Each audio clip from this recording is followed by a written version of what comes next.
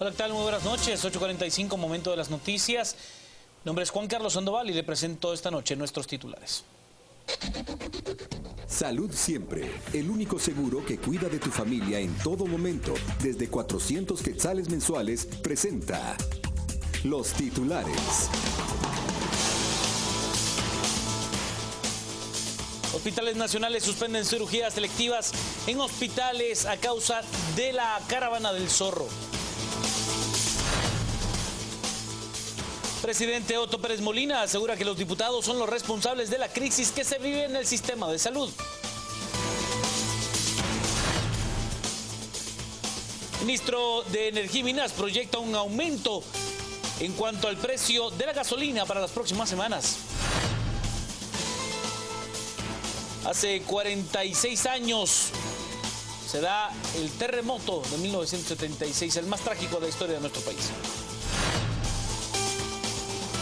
Y en Brasil, la presidenta de Petrobras y 5 altos directivos renunciaron a sus cargos en medio de un enorme escándalo de corrupción.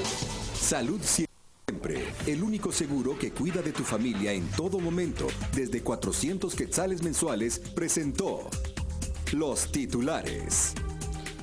Comencemos con las noticias, y es que como preámbulo a la caravana del zorro, la mayor peregrinación en motocicleta que se da en el continente americano, pues se dio a conocer por parte de las autoridades del Ministerio de Salud Pública que las cirugías selectivas que se tienen programadas para el fin de semana serán suspendidas para poder atender a aquellas personas que sufran pues algún daño en la caravana.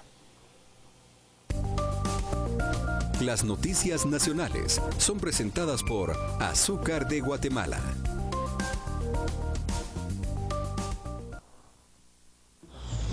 Por una actividad lúdica como la caravana del zorro, en los hospitales nacionales no se harán cirugías electivas a partir de este jueves. Es decir, pacientes que tenían operaciones no urgentes no se les atenderá.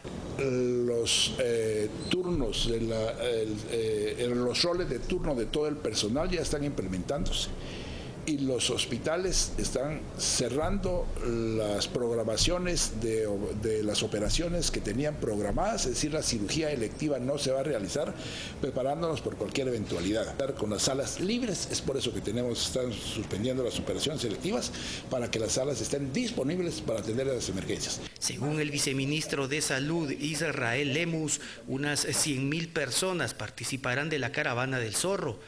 La cartera de salud pondrá 6 puestos de atención durante el trayecto, con un promedio de 10 trabajadores entre médicos y paramédicos. El presidente Otto Pérez Molina asegura que los responsables de la crisis que actualmente se vive en el sistema de salud pública son los diputados del Congreso de la República. El presidente Otto Fernando Pérez Molina tiene claro quién es el responsable de la crisis hospitalaria que se vive en el país: el Congreso de la República. Nosotros lo hemos dicho y lo hemos repetido, esta es una crisis que se provocó porque el Congreso de la República, eso habría que decírselo a los diputados de Creo, que ellos son responsables de esta crisis porque no aprobaron el financiamiento de un presupuesto que venía desde el año anterior. No aprobaron presupuesto y no aprobaron financiamiento. Y para que los hospitales funcionen, para que seguridad funcione, para que la educación funcione, se necesita tener un Congreso que no está pensando en las elecciones, sino que está pensando en el beneficio de los guatemaltecos. Así que, por favor, esto es lo que nosotros les estamos pidiendo. Afortunadamente, tuvimos un acuerdo a finales del año pasado para que se aprobaran los bonos que se fueron aprobados el 28 de noviembre. Eso debió haber sido aprobado desde el 14 o del 1 de enero del 2014 para tener el financiamiento y poderle servir a los guatemaltecos como se merecen. Pérez Molina pide a los diputados que dejen de actuar política y electoralmente. Así que a los diputados, ahorita lo están haciendo políticamente porque las elecciones están encima, pero aquí a la gente no se le puede engañar. Si hay un Congreso que no está dispuesto a servir a los guatemaltecos, sino que está dispuesto a servir sus intereses particulares, electorales y partidarios, así Guatemala va a ser muy difícil que pueda dar los servicios que necesita dar. Esta es la respuesta que da la diputada Ninette Montenegro a las declaraciones del presidente.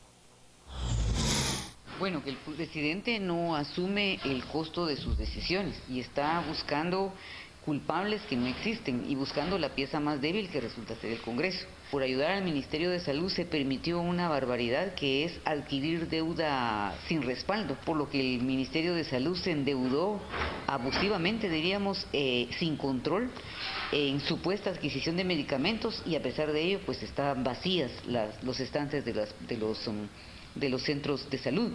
Se dedicaron a hacer compra directa, contrato abierto y compras por excepción.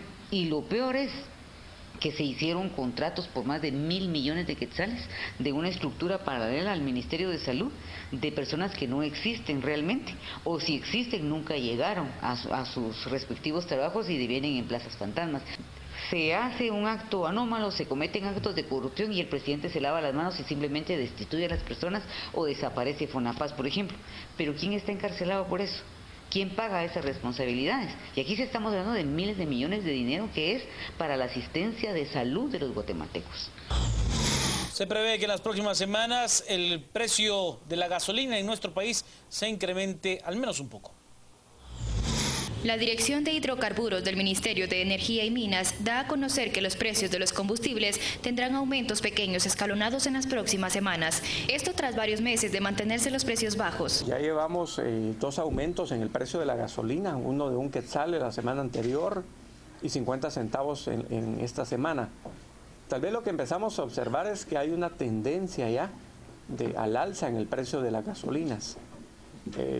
Difícilmente vamos a poder tener la bola de cristal para saber en tiempos hasta dónde va a llegar este crecimiento. Sin embargo, lo que tenemos claros es que vamos a estar observando aumentos pequeños, escalonados en el mercado de la gasolina en las siguientes semanas. En tanto, Ayala señaló que estos pequeños aumentos se deben a la tendencia de los precios a nivel internacional. Las razones por las que el precio del petróleo está subiendo es porque Estados Unidos informó sobre el retiro de plataformas en el mar que salen de circulación por un tiempo, y eso hace que se reduzca la oferta de petróleo. El mercado reacciona de una forma muy rápida y el precio empieza a incrementarse. Ya llevamos $8 acumulados en la última semana. Las noticias nacionales fueron presentadas por Azúcar de Guatemala.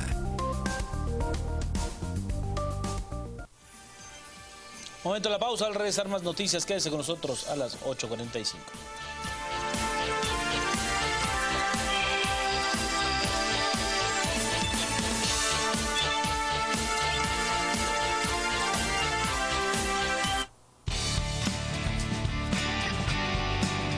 Estamos presentando a las 8:45.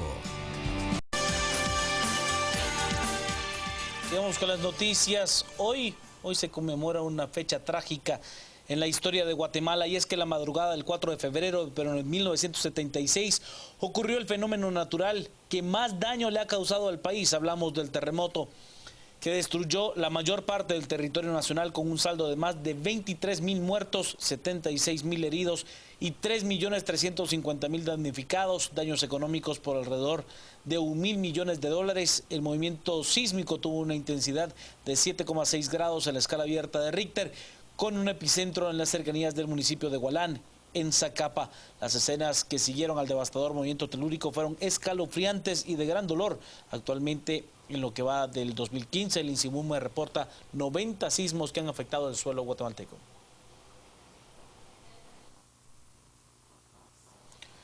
Y obviamente hubo un simulacro de terremoto por parte de las autoridades de la Coordinadora Nacional para la Reducción de Desastres CONRED. Este se ha venido aplazando durante los últimos años. En 2015 por fin se logró realizar. La Coordinadora Nacional para la Reducción de Desastres realizó un simulacro de 7 grados, recordando lo ocurrido hace 39 años y que dejó pérdidas humanas y materiales. El escenario fue la colonia La Playa, la cual quedó destruida en su totalidad, y varias personas quedaron bajo los escombros. Al menos 72 elementos del equipo de búsqueda y rescate urbano laboraron para rescatar a las víctimas. Sí, lo que tenemos aquí es una comunidad ficticia que colapsó por el sismo, que también ha sido simulado, y en el cual tenemos personas que están atrapadas dentro de las estructuras. También han habido lesionados que están fuera de las estructuras, y se ha activado el grupo de búsqueda y rescate en estructuras colapsadas de Guatemala, que están certificados a nivel internacional y que vienen de diferentes instituciones. Son 100 elementos que forman parte de este equipo guatemalteco, que vienen del Ejército, de los bomberos, de la Cruz Roja, de Conred, y que se integran bajo un comando unificado para realizar estas operaciones de búsqueda y rescate de víctimas. En diferentes instituciones del Estado se unieron al simulacro. En algunos puntos se cerraron las calles debido a la evacuación del personal. Según la Cámara de Comercio, el 71% de sus agremiados desean la continuidad de la CICIG. La Cámara de Comercio realizó una encuesta a 743 agremiados sobre la continuidad de la CICIG o no en el país. Según los resultados, más del 70% quieren que la comisión continúe. ¿Cree usted que es conveniente para el país que la CICIG continúe por un periodo de 2 años más en Guatemala? Sí debe continuar el 71% y no debe continuar el 29%. El presidente Otto Pérez Molina asegura que todos pueden opinar, pero los que decidirán la estadía de la CICIG será la mesa de instancia del sector justicia. Mire, aquí cualquiera puede opinar en este sentido. Yo lo que pedí es un análisis inicial. Ese análisis que está haciendo y que se lo pedí a los integrantes del fortalecimiento del sector justicia, a la instancia, yo creo que ese va a ser un primer documento. Ese primer documento que va a estar basado con las instituciones que son las que tienen esa relación directa con la CICIG va a ser un documento base sobre el cual esas análisis que ellos puedan hacer va a estar disponible para el que quiera opinar después sobre eso. Pero si ahorita lo que hacemos es convocar a 100, 200 gentes, nunca vamos a tener un análisis y nunca nos vamos a lograr poner de acuerdo. Durante una visita al municipio de Misco, el presidente de la República, Otto Pérez Molina, dio por inaugurado el centro de monitoreo de la Comisaría 16 de la Policía Nacional Civil. Este centro se encargará del monitoreo a través de cámaras de videovigilancia de todo el municipio de Misco. Estas cámaras cuentan con lectores de placa de vehículos, reconocimiento de rostros, y esto forma parte de la plataforma tecnológica implementada durante el año 2012. El Ministerio de Gobernación instaló un total de 1.113 cámaras en este municipio para poder vigilar las 8 colonias ubicadas. En el mismo, el viceministro de Gobernación, Juan Carlos Argueta, dio a conocer que cada agente de la Policía Nacional Civil podrá supervisar hasta 40 cámaras de seguridad. En las próximas semanas se estará inaugurando un centro de videovigilancia en Villanueva y otro en el departamento de Escuintla.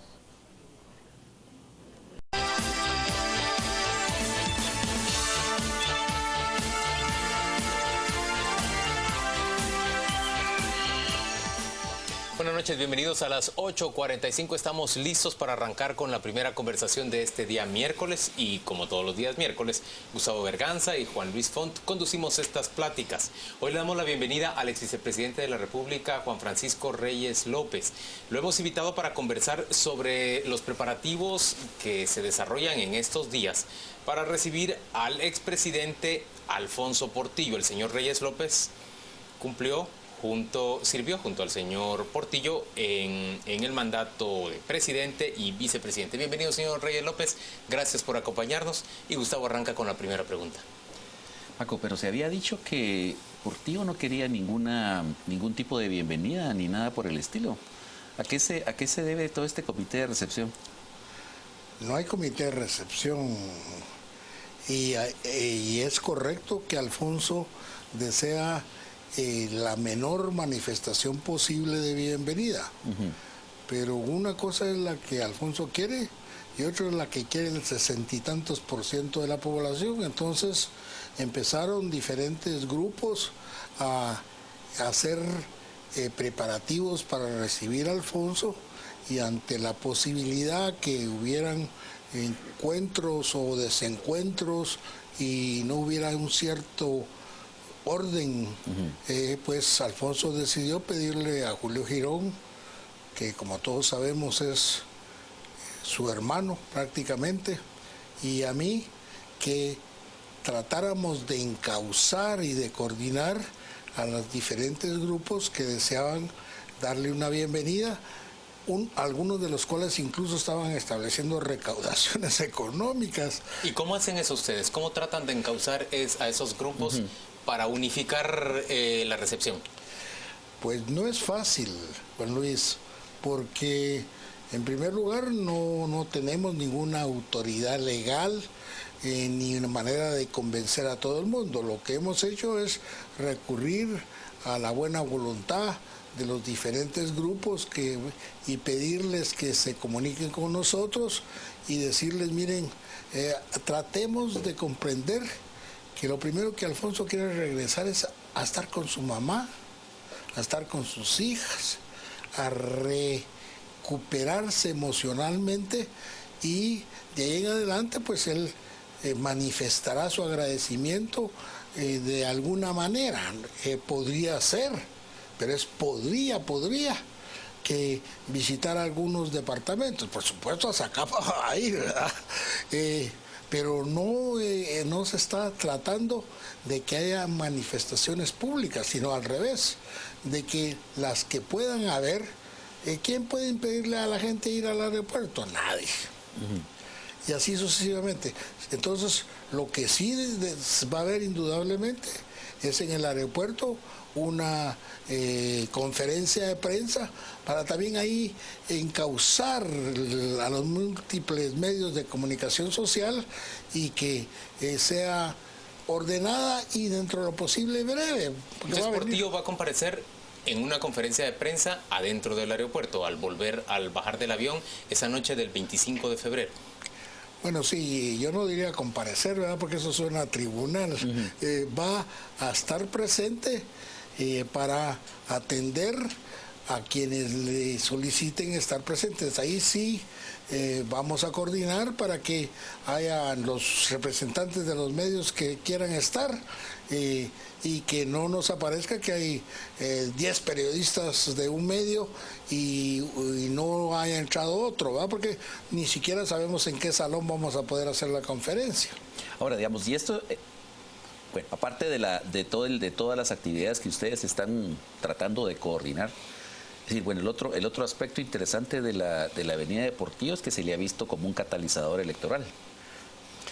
Bueno, ¿quién podría dejar de reconocer, como lo han encuestado ustedes en Contrapoder y en Canal Antigua, que Alfonso tiene una opinión favorable del 60 y tantos %, y que triplica a Álvaro Arzú, que es el que le sigue en opinión favorable? Entonces, indudablemente que ahorita es como la niña de la fiesta, ¿verdad? Todo el mundo, políticamente hablando, les gustaría recibir el apoyo, ¿verdad? No se puede negar que el mensaje que Alfonso dio en las elecciones anteriores hizo que UCN sacara 18 diputados, ¿verdad? Que hubiera sacado 2. Yo a Mario Estrada, que le tengo aprecio, cuando él llegaba a visitar a Alfonso a la cárcel en Mariscal Zavala, y a veces yo llegaba y hablábamos del tema, ¿verdad? Él me decía, vamos a sacar un número enorme de diputados. Yo decía, mire Mario, usted está equivocado, no va a sacar eso. Incluso un día me dijo que iba a sacar 3 diputados en Huehuetenango, y yo pues a veces hago eso, ¿verdad? Le dije, le apuesto que no. ¿Cuánto me apuesta? Me dijo. Dígame usted, le dije. 50,000 quetzales. ¿Y sacó los 3 diputados de Huehuetenango? No los sacó. No.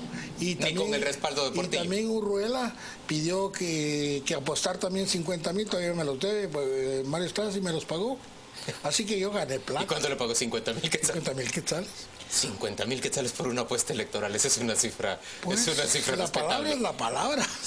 Ahora, Paco, pero todas estas actividades, llamémoslas protocolarias, también están vinculadas, ustedes están vinculados también a todos los arreglos políticos. No hay arreglos políticos. Yo no hay sé arreglos políticos. ¿Quién diga eso? Hay aspirantes a arreglos políticos, ¿verdad? Si alguien llama a la familia de Alfonso y insiste que lo reciban allá donde él está detenido, pues Alfonso es un hombre muy amistoso, lo sabemos todos, ¿verdad? Recibe a alguien, pero eso no significa que haya un compromiso. Quisieran, creo yo, que hubiera compromiso, pero que yo sepa, en lo que yo me he comunicado con Alfonso, él no apoya a nadie ni está pensando en nada. Eso no quiere decir que más adelante él pudiera cambiar de opinión, pero... Si él se reactiva en la vida política nacional, ¿usted estaría dispuesto a reactivarse también? Mire, es una pregunta que me la he hecho yo a mí mismo y que me la ha hecho mi familia y algunos amigos. Depende. ¿De qué depende? Depende de en qué forma Alfonso se reactivara. Si es para apoyar a algún determinado candidato, pues como yo siempre he sido crítico, leal pero crítico, pues dependería de qué candidato se estuviera hablando, de qué partido político. Yo no voy a perder mi autoestima apoyando a alguien que no esté de acuerdo. Ahora, pero se había hablado en los últimos días de la posibilidad de que Alfonso Portillo le diera su bendición a Edmond Mulet. Parece que va a llover, el cielo se está nublando. ¿Usted no apoyaría a alguien como Edmond Mulet para una candidatura? Mire, primero aclarándoles que yo sepa, el señor Mulet llegó a visitar a Alfonso, pero eso no significa que tenga ningún apoyo para mí. Que él aspire a tenerlo, pues eso es legítimo, ¿eh? Ahora, mire, yo no quiero ofender a Edmond, pero Edmond fue uno de los diputados depurables en el gobierno de Serrano. Y tiene muchas colitas, ¿verdad? Y le sacaron una en plaza pública, no digo más. La que se refiere a las adopciones de menores a finales de los años 70, principios de los 80. La que demuestra, no se refiere. Porque usted como buen periodista y abogado... yo no soy abogado. Pero mira los documentos de la policía y los tribunales y para mí no hay ninguna duda en lo que Plaza Pública saca. Yo ya lo sabía, pero nunca lo había visto con tanto detalle. Hay otras cosas más graves que sí las vi con mucho detalle de parte de don Edmond. Pero entonces, ¿usted nunca apoyaría una candidatura de ese tipo? Yo no apoyaría a nadie, generalizando, ¿verdad?, que crea que no va a ser un buen presidente. Ahora, y se ha mencionado muchísimo también la posibilidad de que un candidato fuera Edgar Gutiérrez. Sí, lo he oído, pero ¿cuál es la diferencia entre Edgar y Edmond? Son la misma cosa, tú lo sabes, son del mismo grupito, porque ni siquiera son un gran grupo, es un pequeño grupito donde está... Edmond de la izquierda. Edmond no es de izquierda ni de derecha, es de Edmond. Y también... ¿Y a Gutiérrez usted lo ve como de izquierda? No, él es una persona que ha militado analizando problemas, estuvo con Monseñor Gerardi, después estuvo con Alfonso como secretario de análisis estratégico, pero es un hombre muy alambicado. Yo no estoy diciendo algo que no le dijera a él repetidas veces en el gabinete. Mire Edgar, usted es el secretario de análisis, nunca le he escuchado un análisis. Usted debe orientar al gabinete, orientar al gobierno y decirle, mire, aquí hay una amenaza, aquí hay una potencia, etcétera. Eso es lo que hace un analista.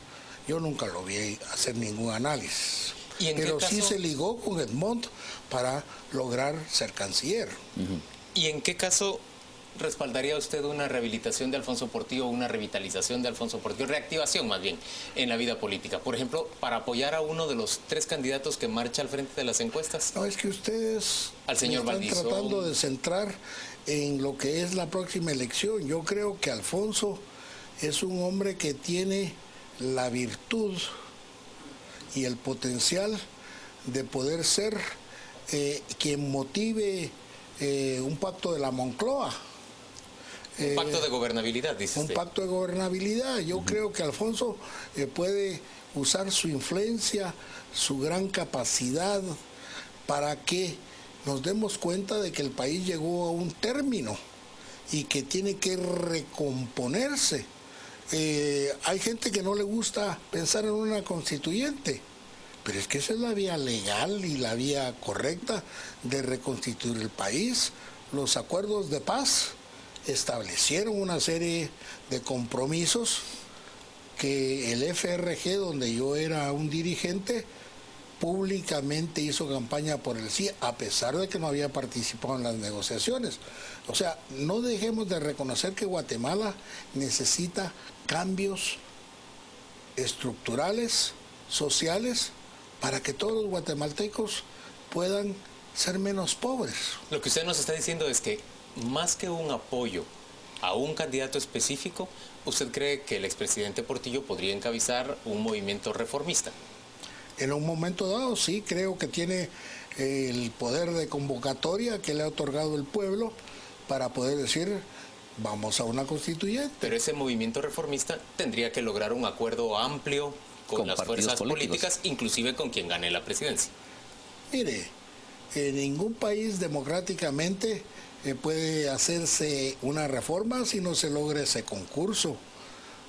Y así se ha hecho en España, así se ha hecho en Colombia, así se hizo en Chile. En la concertación, para hablar de un movimiento exitoso y respetable en Chile, fue buscar la necesidad de evolucionar democrática y socialmente.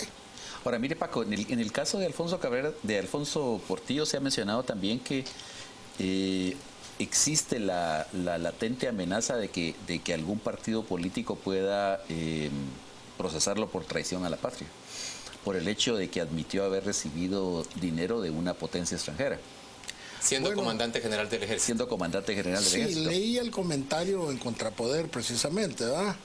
Mire, aquí todos los ciudadanos tienen el derecho constitucional de presentarse a hacer una denuncia. Pero también sabemos que muchas de las denuncias tienen una motivación distinta a la de buscar una sentencia de derecho. En el caso específico de esa mención que leí en Contrapoder, no le estoy haciendo propaganda, sino lo estoy reconociendo. Me está mencionando 2 y 3 veces, muy Así bien. es, pero aquí creo que no se enoja si lo hago. No. Entonces, traición a la patria. Yo no sé si alguien se ha preocupado de ver qué es lo que se podría considerar traición a la patria. En segundo lugar, el hecho que Alfonso haya recibido una donación personal de un país distinto a Guatemala no es un delito en nuestra ley. Pero él en Estados Unidos lo presentó como un soborno y dijo... él no lo presentó. Y dijo sentirse avergonzado de haberlo hecho. No, pero él no lo presentó. Quienes conocemos lo suficiente de la justicia norteamericana, sabemos de que hay maneras de coaccionar a una persona. Yo puedo decir, mire, no lo voy a llevar a juicio en 30 años. Y lo han hecho. Ahí está Guantánamo, por ejemplo, ¿verdad? Entonces, ante la gran coacción de poderlo a él tener ilegalmente detenido por muchos años, o de acusar a una de sus hijas porque las cuentas que ellos señalaron la había abierto su exesposa a nombre de una de sus hijas, pues yo creo que todo ser humano prefiere sacrificarse él que sacrificar a sus hijos. Pero en Estados Unidos hay una figura jurídica que se llama nolo contendere, que quiere decir no quiero litigar. Y en español y en nuestro derecho dice me allano, lo cual de allanarse quiere decir no me defiendo. Y eso fue lo que hizo Portillo, dice usted. Allanarse más que confesar. Exactamente. Eso es mi interpretación. Entonces, debido a que se allanó, entonces la fiscalía, que sabía que no podía probar prácticamente de lo que la acusación de que lo extraditaron, aceptó su allanamiento. Aceptó su allanamiento y el juez Patterson le dio una sentencia de la cual se sabía que había cumplido más de 2/3 partes. Y entonces lo que hizo fue resolver de forma jurídica un problema que podría haberse prolongado o complicado. Lo que usted nos está diciendo es que difícilmente se puede usar la figura de confesión o de aceptación de haber cometido un delito frente como a la prueba justicia estadounidense como sí. prueba para imputarle otro delito en Guatemala. Así es, yo creo imposible No sé de dónde Contrapoder sacó la información que adjudicó a un candidato presidencial y a un presidente. No estoy dudando de Contrapoder, pero sí estoy dudando del análisis jurídico que lleva a pensar que eso es posible. Así es. ¿Qué planes hay entonces para la recepción del señor Portillo? Ese día una conferencia de prensa, ya no está contemplada la gira de la que se había hablado inicialmente. Mire, es que no se contempló, se dijo que si habían, que es una alternativa de parte de la decisión de Alfonso, de visitar algunos lugares, algunos departamentos, seguramente se iba a empezar por Zacapa. Y de eso no se descarta en el sentido de que él va a ir a Zacapa, eso quién lo duda. Sí. Entonces, pero no hay organización de mitines. No. En ningún sitio. En ningún sitio en este momento. Ni siquiera en la ciudad de Guatemala. Además de la conferencia de prensa, no se espera una comparecencia pública del señor Portillo en ningún sitio. En este momento no. Bueno, pues le agradecemos mucho, señor Reyes López, que nos haya acompañado hoy a las 8:45. Mucha suerte con sus preparativos. ¿Han logrado hablar con todos los grupos interesados? No, pero ya que estamos aquí, le ruego que cualquier persona que tenga un grupo o esté pensando, me llame a mi teléfono. Usted ya nos dijo que hay grupos que, a pesar de que ustedes hablen con ellos, probablemente no van a estar dispuestos o no necesariamente tienen que verse obligados a acatar las solicitudes que ustedes les hagan. Habrá gente que sí querrá organizar algún acto público. Lo harán por su cuenta, por su decisión, pero no ni a solicitud ni con el aval de Alfonso, porque Alfonso lo que quiere más que nada es tranquilidad y regresar. ¿Y recaudación de fondos? ¿Hay alguna recaudación de fondos para organizar algo? No, alguien dijo que Julio había recaudado 4 millones, no me acuerdo ahorita aquí en este medio. Ese día desayunamos, porque lo hacemos 3, 4 veces a la semana, y yo le dije que me diera algo. Por supuesto, es una mentira, ¿verdad? No hemos recaudado ni un centavo. No se ha recaudado ni un centavo. Ni hemos tratado. Señor Reyes López, gracias por acompañarnos a las 8:45. Vamos a ir en este momento con Juan Carlos Sandoval para ver qué dicen exactamente en Twitter, en las redes sociales, sobre esta plática que hemos sostenido con el ex vicepresidente Reyes López. Así es, Juan Luis, buenas noches. Revisamos las redes. Nos vamos a Twitter, donde tenemos una serie de mensajes respecto a lo expresado por el ex vicepresidente de la República. Y nos dice, sería un buen candidato presidencial. Le parezca a quien le parezca, es lo que nos dicen.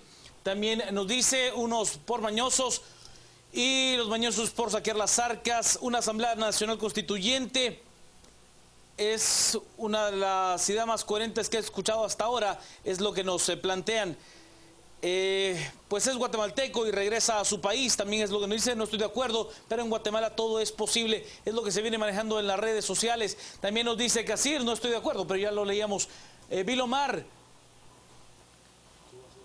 Vilma nos dice, con todo respeto a la ciudadanía fanática de Portillo, los ladrones se tienen que detener, no recibirlos como héroes, es lo que nos dice Vilma respecto a la llegada del expresidente de la República, Alfonso Portillo Cabrera. La verdad, fue un presidente que hizo mucho por los pobres, se le tiene que detener, eso es lo que nos decían a través de las redes sociales. Son los mensajes, por supuesto, vamos a tener una segunda entrevista y luego hablaremos ya directamente de lo que usted esté comentando en las redes. Por favor, siga con nosotros, estamos a las 8:45.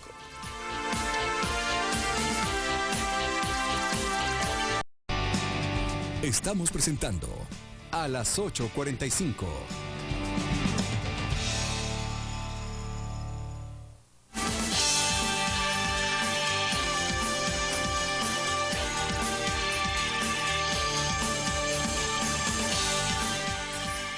Estamos de vuelta en a las 8:45 y queremos conversar ahora sobre esa iniciativa del diputado Marvin Osorio del Partido Líder, que plantea la propuesta de que la Biblia se lea en las escuelas y en los institutos públicos nacionales.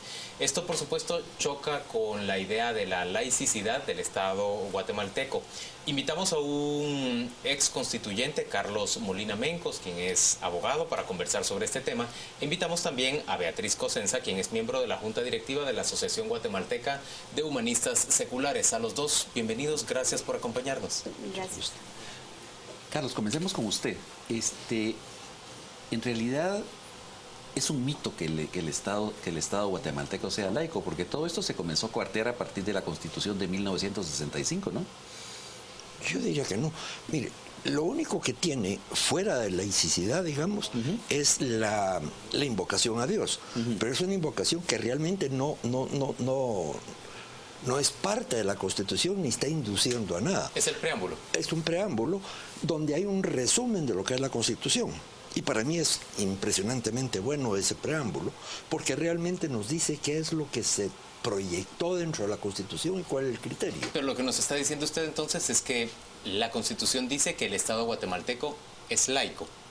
Definitivamente. Y siendo laico, ¿es sensato que las escuelas financiadas con fondos del Estado guatemalteco tengan lectura de la Biblia, que supone una confesión específica religiosa? A mí la lectura de la Biblia me parece genial, excelente, magnífica, pero voluntaria. Si usted la quiere leer, léala. Si usted no le parece, tiene la libertad de hacerlo. La Constitución es clarísima. Hay libertad de religión y creencia, que ya no es solo religión. Y usted puede hacer lo que quiera y educar a sus hijos dentro de la forma que prefiera en sentido de, digamos, de religión o falta de religión. Pero digamos, con respecto a la Constitución promulgada por Barrios en el 78 fue, ¿verdad?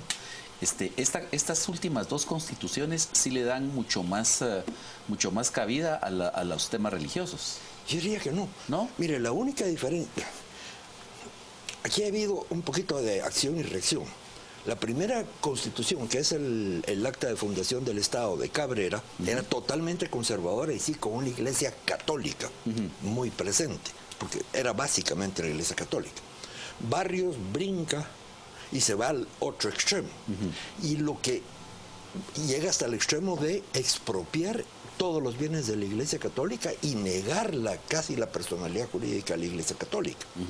Lo que se hizo con la Constitución del 45, 56, 65 y actual es reconocer la personalidad jurídica de las iglesias. Porque sí tienen personalidad jurídica y tienen la capacidad de representarse legalmente. Y les reconoce la capacidad de adquirir bienes también.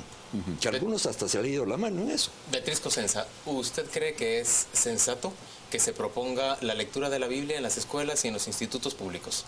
De manera obligatoria, no, que estoy totalmente de acuerdo con usted. Básicamente porque estoy primero que nada en contra de la libertad de culto, que también está contemplada en la Constitución. En el momento en el que a mí se me obliga, como niño que voy a la escuela, niña que voy a la escuela, a aprender un libro que es el texto sagrado de una religión específica, si yo no pertenezco a esa religión, se me está discriminando. Porque entonces no hay opción a que yo vea mi texto, sino el texto de alguien más. Es una imposición. Ahora, el diputado, el líder que propone esto, también pide que el Ministerio de Educación haga un profesorado, prepare profesorados en Biblia.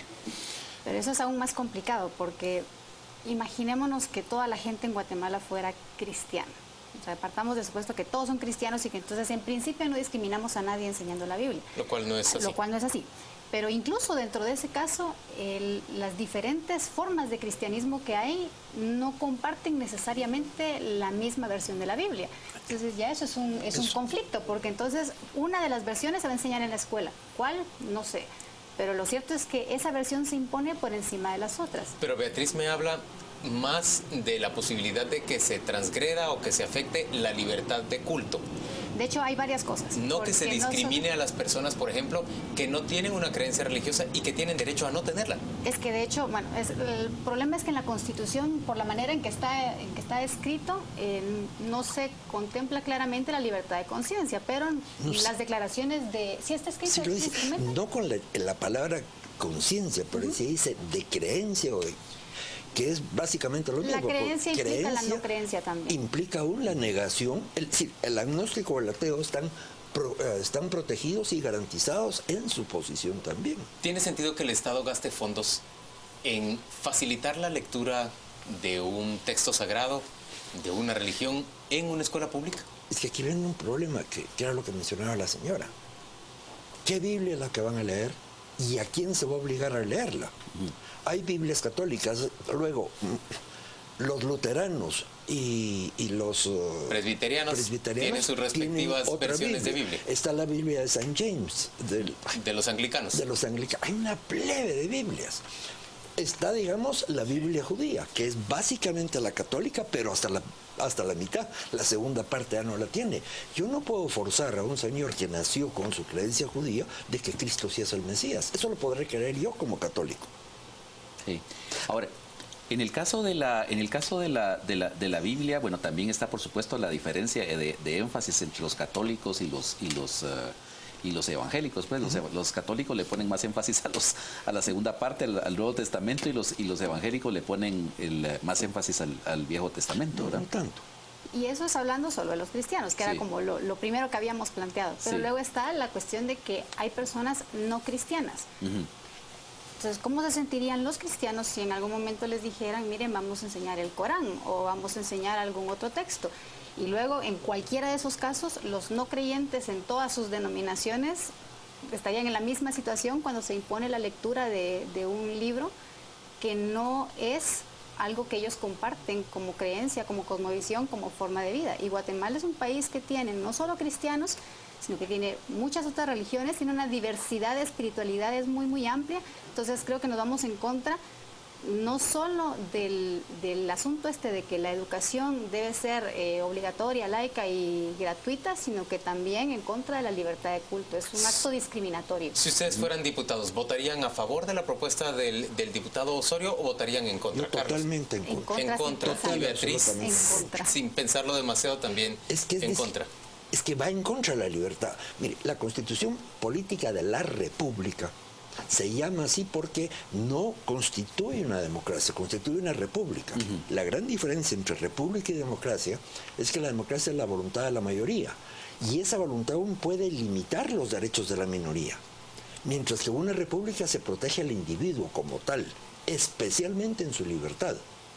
Entonces yo no puedo, para mí el obligarme a leer la Biblia, esté o no de acuerdo con ella, coarta mi libertad, me obliga a aceptar la voluntad de un tercero. Eso es inaceptable. Ahora, pero mire, Carlos, el Estado de Guatemala tampoco ha sido como que demasiado respetuoso de la Constitución.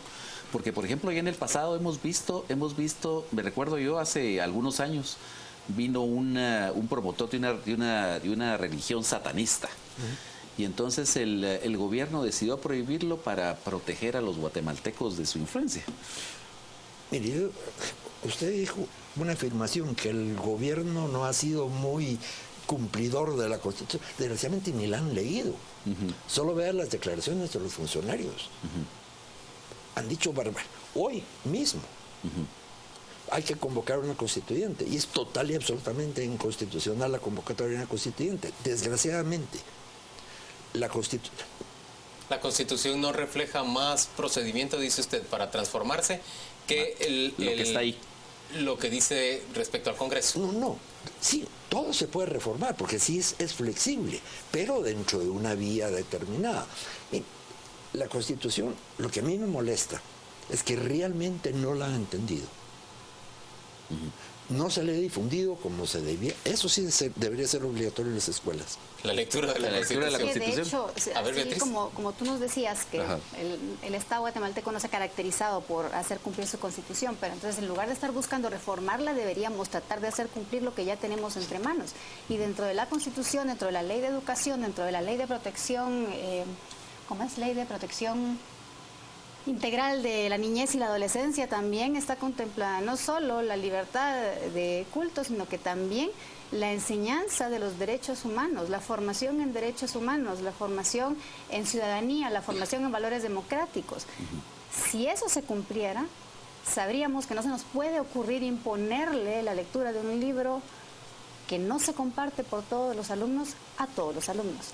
Sabríamos que no podemos discriminar a ninguna persona por su religión y que todas las religiones tienen cabida dentro del Estado, por lo tanto no podemos imponer una por encima de las otras. ¿Un Estado laico como el guatemalteco hace lo correcto o es incorrecto, por ejemplo, que se celebre con un Te Deum la toma de posesión de un nuevo presidente y un nuevo vicepresidente, o con un servicio religioso evangélico? Yo diría que si el presidente es católico o es evangélico y eso es lo que él quiere, es algo un poquito subjetivo y personal. Que el Estado... Aunque él representa al Estado. Aunque él representa al Estado. Es que hay una dualidad ahí. Yo soy católico. El hecho de ser católico para mí no va en contra de cualquier cargo público que pueda ejercer o que haya ejercido. Pero yo no me puedo quitar ninguno de los dos trajes porque ambos son parte de lo que yo soy. Pero por ser católico y ser presidente no tiene usted derecho tampoco de imponerle sus creencias. Ahí estoy totalmente de acuerdo. A otras personas. Beatriz, ¿es razonable que tengamos Te Deums y servicios evangélicos? Yo estoy en desacuerdo ahí. O sea, es cierto que las dos facetas conviven en la misma persona. Ajá. Pero un funcionario público, si pertenece a un Estado laico, cuando actúa en su calidad de funcionario público, no debería ni hacer alusión, ni estar promoviendo, ni tampoco dar alguna preferencia a su propia religión. Y por eso mismo es que no, en el caso del diputado que estaba celebrando algún tipo de, quizá no era una ceremonia, pero sí algún acto religioso, cuando hizo esta propuesta, y que además dijo que iba a promover la formación de un parlamento de la fe en el Congreso. O sea, él no puede hacer eso, no puede hacerlo dentro de una institución pública, en su calidad de funcionario público. De cualquier funcionario público, el presidente puede ir a misa, puede ir al culto, puede ir a cualquiera de sus actividades religiosas si así lo quiere hacer, pero ahí va en su calidad de persona X que pertenece a una religión. Pero cuando actúa como funcionario público, debería respetar la laicidad. Ahora, pero digamos, bueno, es que aquí en Guatemala tampoco el laicismo no es como en el Estado francés, Carlos. No, pero es que mire, también definamos lo que es laico. Laico no quiere decir que no sea creyente. Es decir, el Estado laico en el sentido, acepta la existencia de Dios, pero no promueve ninguna religión oficial.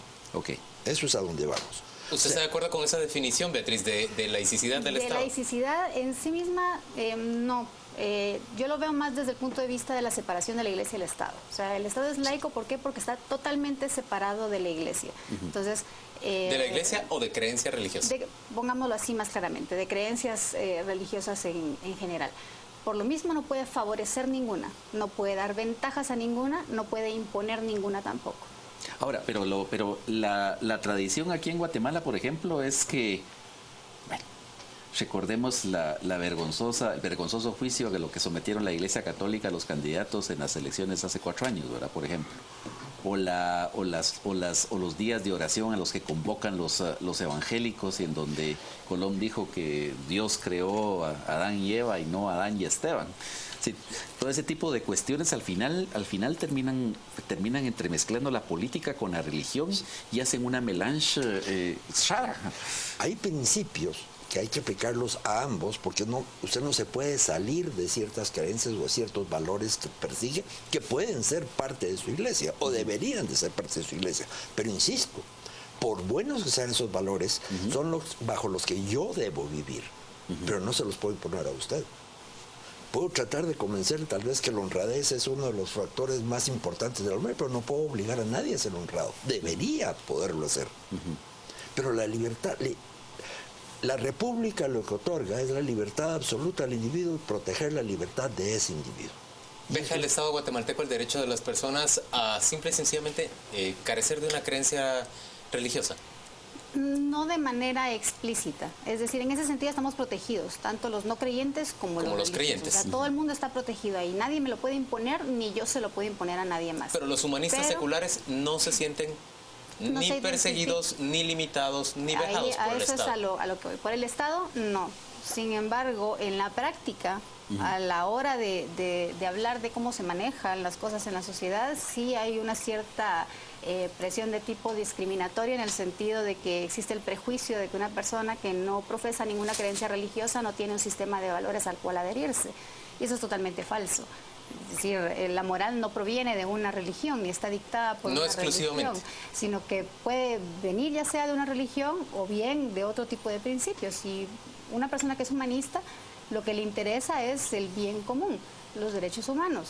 Ese tipo de cosas, por ejemplo, son las que nos van a regir. No vamos a estar haciendo algo que necesariamente va a causar un daño, va a limitar los derechos de otra persona, y esa es la lógica bajo la cual uno se mueve. Carlos Molina tiene la última intervención sobre este tema. ¿Se veja en el Estado guatemalteco, se limita en el Estado guatemalteco a los no creyentes? Yo diría que no. Podría haber ciertas personas que lo hicieran, pero sería una acción totalmente... Como presión social. Es como social, no es una cosa que pero sea... yo diría que eso no existe en Guatemala, por la gracia de Dios. Gracias a ambos por acompañarnos a las 8:45. Vamos rápidamente con Juan Carlos Sandoval para saber qué dicen nuestros televidentes, tanto en Twitter como en Facebook. Adelante, Juan Carlos. Gracias, Juan Luis. Revisamos las redes. Carlos Mesa nos dice: una ley como la lectura obligatoria de la Biblia es una estrategia para ganarse a las mayorías, pero totalmente inconstitucional. Edic, Constitución se lee, explica e investiga. Educación del Estado, hay constituciones para el ciclo, es lo que nos dice Alejandro Morales. Esa propuesta que atenta contra la libertad y socava al Estado laico tiene un perverso trasfondo electoral, es lo que nos plantea Alejandro. También en las redes nos dice José Pablo, el señor Gustavo Berganza, en esta entrevista dio declaraciones a la ligera acerca del énfasis que cada religión hace de la Biblia, es lo que le plantea José Pablo. Y Alejandro Morales: es una aberración contra la libertad de culto y de pensamiento, además atenta contra la naturaleza misma del Estado. Fernando González: ya hay mucha conflictividad como para estimular más frentes de conflicto, es lo que se viene hablando en las redes. Hasta aquí dejamos las entrevistas de esta noche, lo esperamos ya dentro de 12 minutos para comenzar el debate a través de las redes sociales. Esta noche, Philip Chicola y Cristian Castillo hablamos de culpa crisis. El Estado está en crisis, el Ejecutivo culpa al Legislativo, el Legislativo dice que es culpa del Ejecutivo. De eso hablamos, quédese con nosotros, volvemos más adelante antes de los deportes. Los deportes son presentados por Burger King, cumpliendo 25 años con nuestro original sabor a la parrilla. Burger King, así lo quiero. Muy buenas noches, un gusto saludarles en Noticias a las 8:45 y poder compartir como todos los días con ustedes toda la información del deporte nacional e internacional. Hablaremos de qué pasó este miércoles en las diferentes disciplinas deportivas y vamos a iniciar con el fútbol en España porque Martín Odegaard ya sabe que se siente debutar con la camisola del Real Madrid. Este miércoles debutó con el Castilla en un juego que finalizó con empate 3-3 ante el Beijing de Manzano. El jugador aportó brillo a este juego. Odegaard fabricó el primer gol de los blancos y pese a sus 2 asistencias, Zinedine Zidane decidió no convocarlo para el siguiente compromiso, pero sí podría estar ante el Athletic B el próximo domingo. Martín jugó 60 minutos. Por otro lado, el juvenil ha sido inscrito en el listado de jugadores que disputarán la Champions League y podría tener la oportunidad de convertirse en el más joven de la historia en la competición si debuta ante el Schalke 04. Llevaría el dorsal número 21. Vamos a ir ahora con información de la NFL y es que Tom Brady, recordará usted que ganó el reconocimiento como el jugador más valioso durante el Super Bowl y ha decidido, después de este campeonato, regalarle la camioneta que le dieron a él por ese reconocimiento al héroe de la noche. Sin sorpresa alguna, Tom Brady ganó el reconocimiento como jugador más valioso durante el Super Bowl y con ello también recibió una camioneta. El mariscal de campo de los New England Patriots ha confirmado que quiere regalar al héroe de la noche. Me encantaría darle la camioneta a Malcolm Butler, declaró el mariscal de campo.